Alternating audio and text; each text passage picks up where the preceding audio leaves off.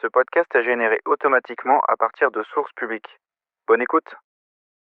Bonjour et bienvenue dans Piste ouverte, votre rendez-vous avec l'actualité brûlante du sport automobile. Nous sommes le 29 avril 2026 et le monde des sports mécaniques ne cesse de nous surprendre.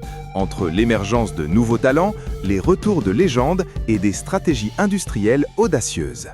Effectivement, le dynamisme est palpable, Michel. On sent une énergie incroyable à tous les niveaux, des circuits locaux aux scènes internationales. C'est un mélange fascinant de tradition et d'innovation qui se dessine sous nos yeux. Absolument. Et parlons d'abord de ceux qui incarnent l'avenir de notre discipline. Un jeune pilote de 17 ans, originaire du Lot et de la Garonne, fait déjà beaucoup parler de lui. Il a brillé sur la scène internationale avec un top 10 au championnat du monde de karting, une performance qui n'est pas passée inaperçue. Un top 10 mondial en karting à cet âge, c'est une carte de visite exceptionnelle. C'est la pépinière de la Formule 1 et des autres catégories reines. Il a également réalisé un doublé impressionnant à Nogaro, ce qui confirme sa polyvalence et sa capacité à s'adapter rapidement. C'est clairement un espoir pour le sport automobile français et nous savons à quel point la détection et l'accompagnement de ces jeunes pousses sont cruciaux. C'est le chemin classique des champions, Laura. Le karting est le fondement, le creuset où se forgent les réflexes, la vitesse et la compréhension de la course. Un doublé à Nogaro sur un circuit exigeant démontre une maîtrise technique et tactique déjà bien avancée pour son âge. Ses performances sont scrutées par les académies de pilotes et les écuries. Et ce n'est pas un phénomène isolé. Sur la scène internationale, un autre nom monte en puissance, Nicolas Tsolov. Ce jeune Bulgare est déjà annoncé comme la prochaine star de la course automobile dans son pays. C'est un signe que la détection de talent est désormais mondiale et que la compétition pour atteindre le sommet est plus intense que jamais. En effet, Tsolov, comme notre jeune espoir français, incarne cette nouvelle génération de pilotes qui ont grandi avec les simulateurs, mais qui prouvent leur valeur sur la piste. La Bulgarie n'est pas traditionnellement une nation majeure du sport auto, ce qui rend son ascension d'autant plus remarquable et souligne l'universalité de la passion pour la vitesse. Ces jeunes pilotes sont l'assurance de voir le niveau de compétition maintenu, voire augmenté dans les années à venir. Et si l'avenir est prometteur avec ces jeunes loups, le passé et les légendes continuent de nous faire vibrer. On parle de retour en compétition qui réchauffe le cœur des fans. Sébastien Loeb, par exemple, sera de nouveau au départ du rallycross de Loéac pour la 50e édition de l'épreuve. C'est juste incroyable. Incroyable est le mot juste. Le rallycross de Loéac, c'est une institution. Et fêter ses 50 ans avec le retour d'une icône comme Sébastien Loeb, c'est un coup de maître.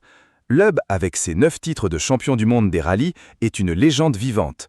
Son palmarès est inégalé. 79 victoires en WRC, un record qui tient bon depuis des années.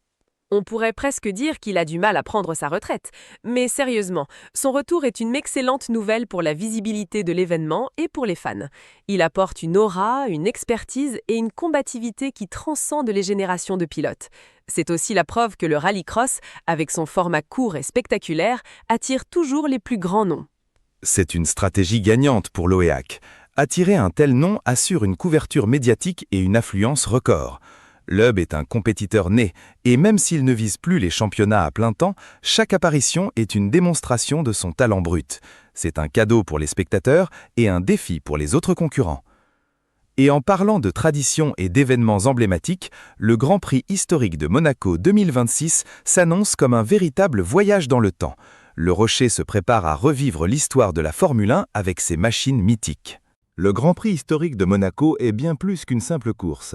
C'est un musée à ciel ouvert, une célébration de l'ingénierie et du pilotage d'antan. Voir ces monoplaces, qui ont marqué leur époque, dévaler les rues de la Principauté, c'est une expérience unique. On parle de voitures qui ont écrit la légende de la F1, des années 30 aux années 80, pilotées par des amateurs éclairés ou d'anciens professionnels. C'est un rappel de la dangerosité et de la pureté du sport d'autrefois. C'est une manière de préserver le patrimoine de notre sport, de le rendre accessible à de nouvelles générations qui n'ont pas connu ces périodes. Et dans le même esprit, mais à une échelle plus locale, la Corse se prépare à accueillir la toute première édition de la Paolina Historic Motori à Ponteleccia les 9 et 10 mai prochains. C'est une excellente initiative. Si Monaco représente le summum du glamour historique, la Paolina Historic Motori montre que la passion pour les véhicules anciens est vivace partout, même dans des régions où le sport automobile a une histoire plus discrète. Ces événements régionaux sont essentiels pour faire vivre le sport auto, pour attirer de nouveaux passionnés et pour soutenir l'économie locale. Ils célèbrent non seulement les voitures, mais aussi le patrimoine culturel et les paysages. C'est une belle preuve que la passion du volant n'a pas de frontières. Et parlons maintenant des circuits, qui sont les théâtres de toutes ces émotions. Le circuit d'Albi vient d'inaugurer sa toute première boutique officielle. Une boutique officielle, c'est plus qu'un simple point de vente. C'est un signe de structuration et de professionnalisation pour le circuit d'Albi. Cela permet de renforcer l'identité du lieu, de créer un lien plus fort avec les fans et les visiteurs, et bien sûr de générer des revenus supplémentaires. Dans le paysage économique actuel du sport automobile, diversifier les sources de revenus est crucial pour la pérennité des infrastructures. C'est une démarche intelligente pour fidéliser le public et créer une véritable expérience autour du circuit. Et dans un tout autre registre, mais toujours sur un circuit, la Châtre a organisé des baptêmes solidaires dimanche, une initiative qui allie passion et générosité. C'est un exemple parfait de la manière dont le sport automobile peut s'engager socialement. Les baptêmes solidaires permettent non seulement de faire découvrir les sensations de la piste à un public qui n'y aurait peut-être pas accès autrement, mais aussi de récolter des fonds pour des causes importantes. C'est une belle vitrine pour le circuit et une action concrète qui montre une autre facette du sport auto, celle de la solidarité. C'est une belle preuve que la passion du volant n'a pas de frontières. Et parlons maintenant des circuits, qui sont les théâtres de toutes ces émotions. Le circuit d'Albi vient d'inaugurer sa toute première boutique officielle. Une boutique officielle, c'est plus qu'un simple point de vente. C'est un signe de structuration et de professionnalisation pour le circuit d'Albi. Cela permet de renforcer l'identité du lieu, de créer un lien plus fort avec les fans et les visiteurs, et bien sûr de générer des revenus supplémentaires. Dans le paysage économique actuel du sport automobile, diversifier les sources de revenus est crucial pour la pérennité des infrastructures. C'est une démarche intelligente pour fidéliser le public et créer une véritable expérience autour du circuit. Et dans un tout autre registre, mais toujours sur un circuit, la Châtre a organisé des baptêmes solidaires dimanche, une initiative qui allie passion et générosité. C'est un exemple parfait de la manière dont le sport automobile peut s'engager socialement. Les baptêmes solidaires permettent non seulement de faire découvrir les sensations de la piste à un public qui n'y aurait peut-être pas accès autrement, mais aussi de récolter des fonds pour des causes importantes. C'est une belle vitrine pour le circuit et une action concrète qui montre une autre facette du sport auto, celle de la solidarité. C'est une belle preuve que la passion du volant n'a pas de frontières. Et parlons maintenant des circuits, qui sont les théâtres de toutes ces émotions. Le circuit d'Albi vient d'inaugurer sa toute première boutique officielle. Une boutique officielle, c'est plus qu'un simple point de vente. C'est un signe de structuration et de professionnalisation pour le circuit d'Albi. Cela permet de renforcer l'identité du lieu, de créer un lien plus fort avec les fans et les visiteurs, et bien sûr de générer des revenus supplémentaires. Dans le paysage économique actuel du sport automobile, diversifier les sources de revenus est crucial pour la pérennité des infrastructures. C'est une démarche intelligente pour fidéliser le public et créer une véritable expérience autour du circuit. Et dans un tout autre registre, mais toujours sur un circuit, la Châtre a organisé des baptêmes solidaires dimanche, une initiative qui allie passion et générosité. C'est un exemple parfait de la manière dont le sport automobile peut s'engager socialement. Les baptêmes solidaires permettent non seulement de faire découvrir les sensations de la piste à un public qui n'y aurait peut-être pas accès autrement, mais aussi de récolter des fonds pour des causes importantes. C'est une belle vitrine pour le circuit et une action concrète qui montre une autre facette du sport auto, celle de la solidarité. Passons maintenant à une information qui pourrait bien secouer le monde des constructeurs. Porsche envisagerait de copier une idée surprenante de Hyundai. Ça, pour le coup, c'est inattendu. Inattendu, oui, mais pas illogique si on regarde les tendances actuelles de l'industrie automobile.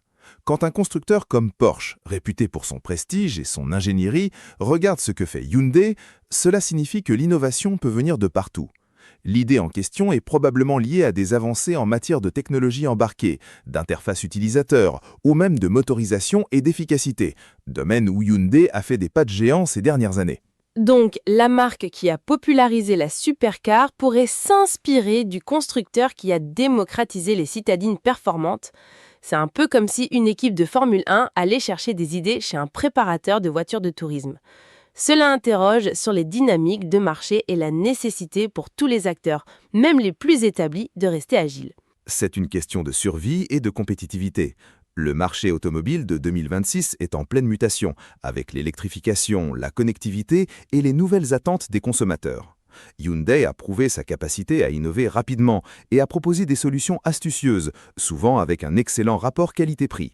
Si Porsche voit une opportunité d'améliorer ses propres produits, notamment sur des aspects comme l'infodivertissement, l'ergonomie ou même certaines approches de la performance durable, il serait imprudent de l'ignorer. C'est une preuve que la concurrence est féroce et que les frontières traditionnelles entre les marques s'estompent. Mais cela ne risque-t-il pas de diluer l'identité de marque ? Porsche est synonyme d'exclusivité, d'ingénierie allemande. S'inspirer d'un généraliste, même innovant, peut-il être perçu comme un affaiblissement de leur positionnement premium ? C'est un risque à gérer, bien sûr, mais il s'agit moins de copier aveuglément que de s'inspirer d'une idée ou d'un concept. L'exécution restera propre à Porsche, adaptée à ses standards de qualité et à son positionnement. Les constructeurs premium ne peuvent plus se permettre d'ignorer les innovations qui peuvent venir de segments plus généralistes, surtout si elles améliorent l'expérience client de manière significative. C'est une forme d'intelligence concurrentielle, pas une abdication de leur identité. L'objectif est de rester à la pointe, et parfois cela implique de regarder au-delà de son cercle habituel. C'est une vision pragmatique de l'innovation. On voit que le sport automobile est un écosystème en constante évolution entre les jeunes qui poussent, les légendes qui perdurent, les événements qui célèbrent l'histoire et les constructeurs qui se réinventent. Exactement. Des pistes du karting aux stratégies des grands constructeurs, en passant par l'effervescence des rallyes régionaux et le faste des grands prix historiques, notre sport montre une vitalité exceptionnelle. C'est un mélange de passion, de compétition et d'innovation qui ne cesse de nous captiver. Et qui promet encore de nombreux rebondissements pour les mois à venir. C'est tout pour Piste ouverte aujourd'hui. Merci de nous avoir suivis. À très vite pour de nouvelles actualités sur les circuits et en dehors. À bientôt.